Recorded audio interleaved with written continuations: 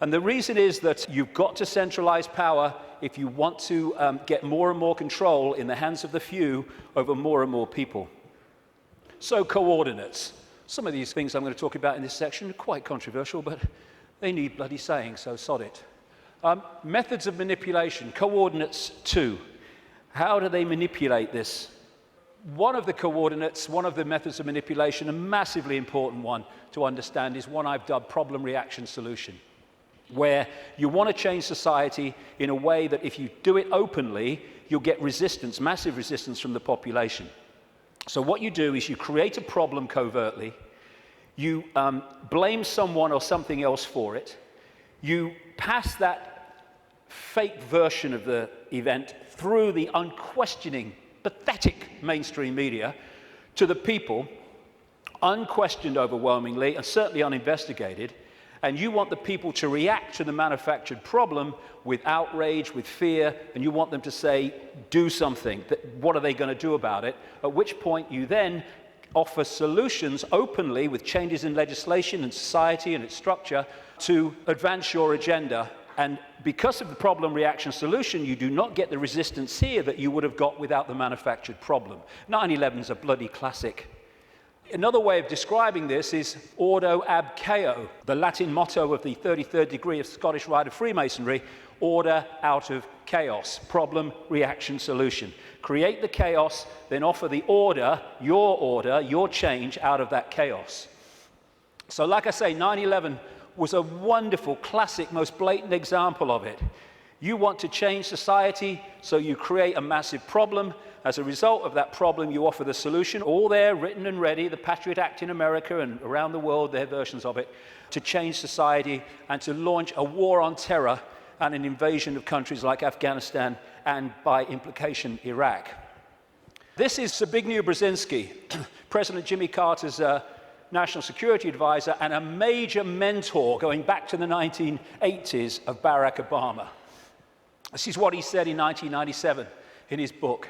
Moreover, as America becomes an increasingly multicultural society, it may find it more difficult to fashion a consensus on foreign policy issues, except in the circumstances of a truly massive and widely perceived direct external threat.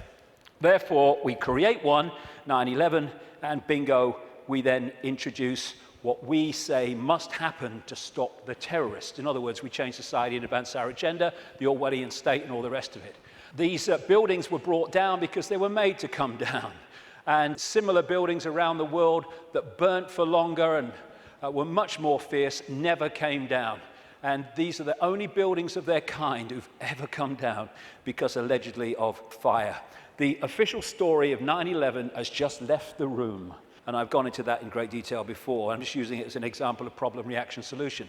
But when through the web you control the intelligence agencies, you control the governments, you control the media, and you control countries, and you control the manipulation of fake terrorists like Osama bin Laden, then you've got all the pieces you need to orchestrate the problem, reaction, solution, and to then use this to change society in the image that you have desired. And this is a classic. Adolf Hitler proposing the creation of the Gestapo in Nazi Germany. An evil exists that threatens every man, woman, and child of this great nation. We must take steps to ensure our domestic security and protect our homeland. Or actually, word for word, what was said after 9/11. The Second World War, problem, reaction, solution. This is why it is no paradox, no coincidence or contradiction that the same people can be shown to have funded the Nazis, that funded the Americans and funded the British, overwhelmingly based around the cartel of the Rothschilds. They created Nazi fascism, they created Soviet communism and the capitalist world. They brought them together in conflict, the second conflict in a very short time, and afterwards the world was exhausted mentally, physically, emotionally. Something must be done. This can't go on. What are they going to do about it? Ah, gotcha. Because of all this conflict, all this war, it's terrible. Terrible. What we're going to do is we're going to centralize power with the United Nations, European Union, which was justified in many ways by let's stop European countries fighting among themselves because we'll trade. Well, they stopped fighting among themselves because they stopped orchestrating it. That's why the Bretton Woods Agreement with the World Bank and all that stuff all came in. as a result of the Second World War. Then there's another version, which I now call no problem reaction solution. This is when you don't need a real problem, you just need the public perception of a problem, i.e. weapons of mass destruction in Iraq, i.e. human-caused climate change. And then you can offer a solution to a problem that doesn't actually exist, but if enough people think it does, well, you got them. Totalitarian tiptoe, as I call it, goes in conjunction with problem reaction solution. This is real simple. You start at A, you know you're going to Z, but you know if you go in a big leap, the change is going to be so big and so quick that people are going to go, what's happening? What's happening? Turn that television show off. What's happening? And so you go in steps, as big as you can get away with, but not so big that you get too much of a reaction. And as this quite rightly said, you really think it would be this obvious. Well, it's becoming that obvious now as we move along, but up to this point it hasn't been, unless you looked for it.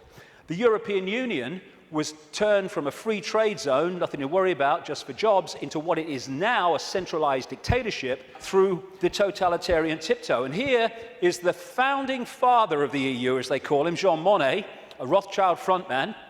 Europe's nations should be guided towards the superstate without their people understanding what is happening. This can be accomplished by successive steps, each disguised as having an economic purpose, but which will eventually and irreversibly lead to federation. And the word fascism, which comes from this symbol, the fasci from the Roman Empire, is individuality tied together and ruled by the accent. The central point, European Union, precisely described.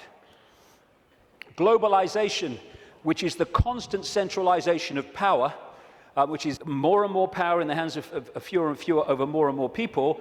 This is a totalitarian tiptoe. More and more, the globalized economy is taking over, so that every country is dependent on every other country, therefore has no power of individual action and individual decision-making.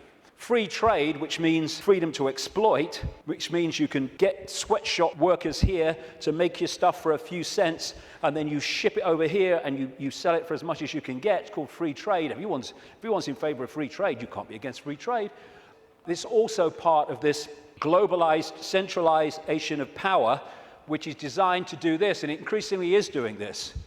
It means that if you're dependent within your country or your community on things outside of your influence, then everyone is dependent on everyone else, therefore has no self-sufficient ability to make decisions in their own lives and their own communities and their own countries.